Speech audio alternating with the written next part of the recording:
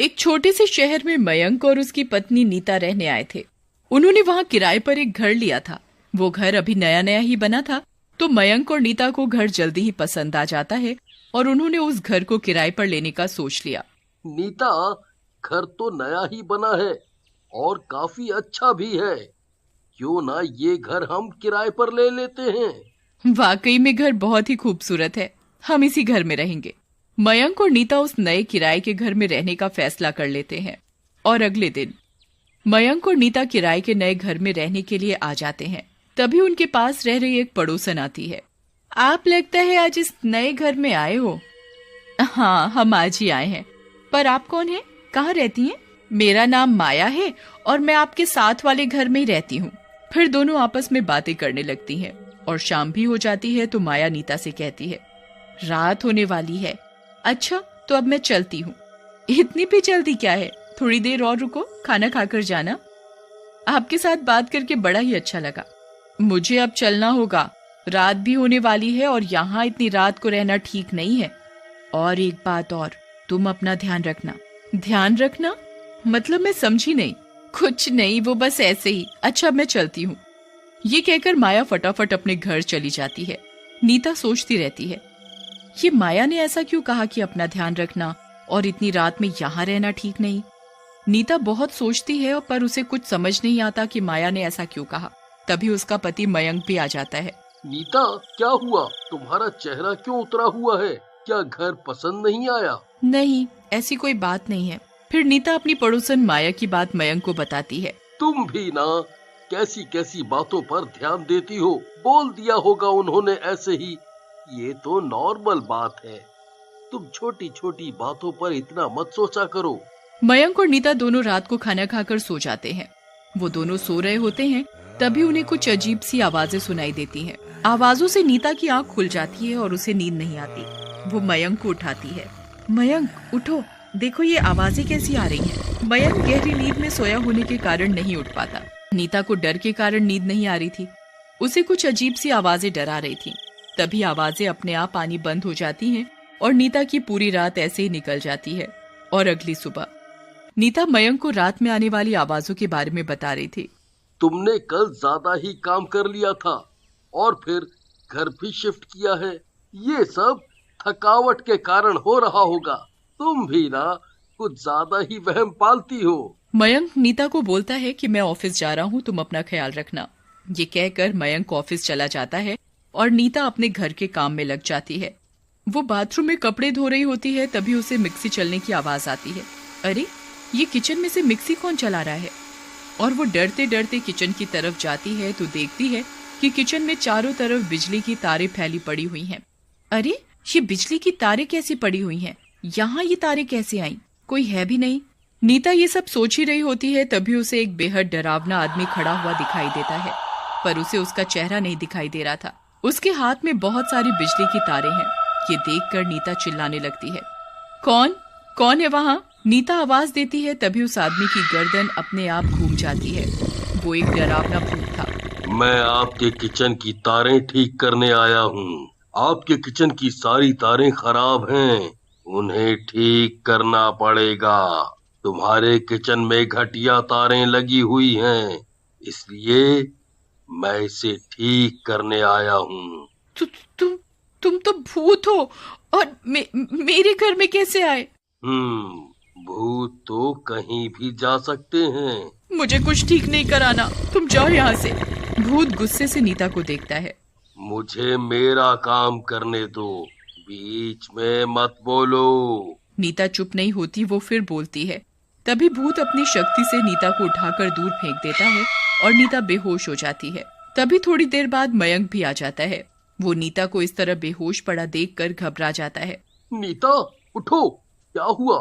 तुम ठीक तो हो ना? नीता होश में आते ही मयंक को भूत वाली बात बताती है, पर मयंक नीता की बात का विश्वास नहीं करता। नीता, कल जाकर तुम डॉक्टर को दिखाना, तुम्हारी तबीयत ठीक नहीं है। अब मैं आपको कैसे समझाऊं? कुछ समझने की जरूरत नहीं है, तुम्हें आराम की जरूरत है। अब तुम सो जाओ। मयंक और नीता सो जाते हैं। तभी कुछ देर बाद उनके कमरे की लाइट चली जाती है तो मयंक की गर्मी लगने की वजह से नींद खुल जाती है और वो उठकर बैठ जाता है तो देखता है, अरे ये क्या, सबकी लाइट आ रही है और हमारी नहीं? ऐसा कैसे हो सकता है? लगता है फ्यूज उड़ गया है। अब इतनी रात में कौन बिजली ठीक करने आएगा? तभी उनके मकान की बेल बजती है। अब इतनी रात में कौन आया होगा? फिर मयंक दरवाजा खोलने चला जाता है तो देखता है एक आदमी खड़ा हुआ है। उसके हाथ में बहुत सारी बिजली की तारें और बिजली ठीक करने का सामान है, पर मयंक को उसका चेहरा दिखाई नहीं देता। मयंक उस आदमी से पूछता है, बोलो, आपको क्या चाहिए?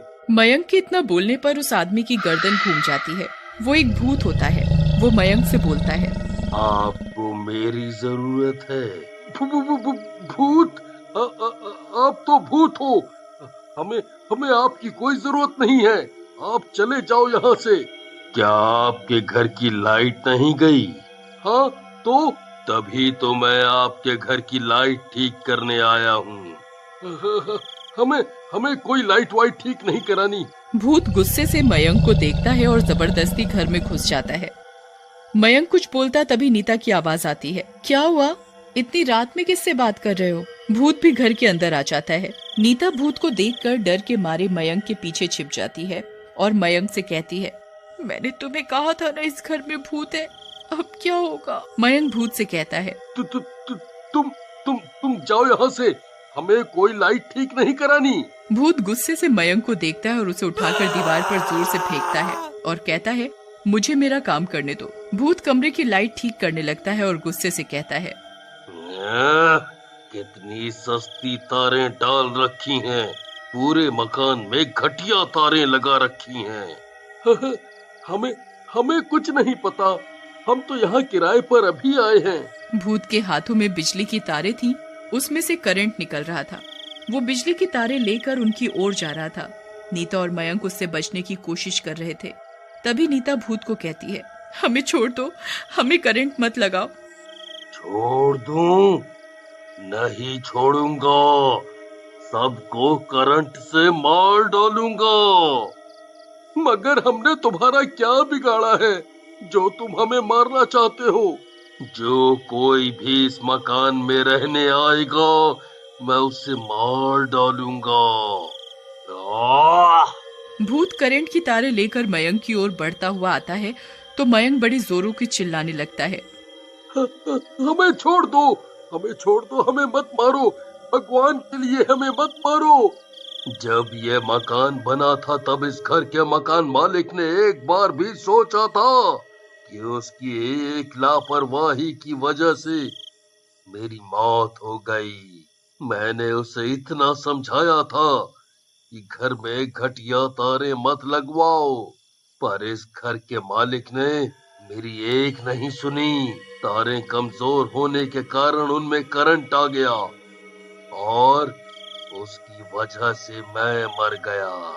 इसमें फिर हमारा क्या दोष? दोष इस मकान में रहने वाले का है। जो इस मकान में रहेगा वो मरेगा ही मरेगा। इस मकान में अगर बढ़िया तारें लगाई होती तो आज मैं जिंदा होता, मेरे बीवी बच्चे बेघर नहीं होते।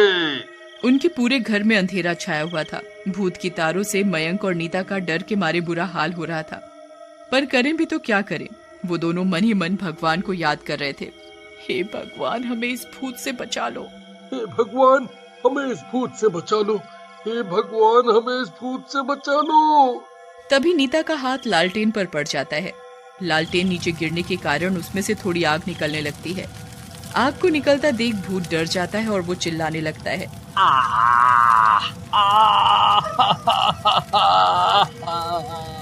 बचाओ बचाओ बचाओ, मुझे जलन हो रही है।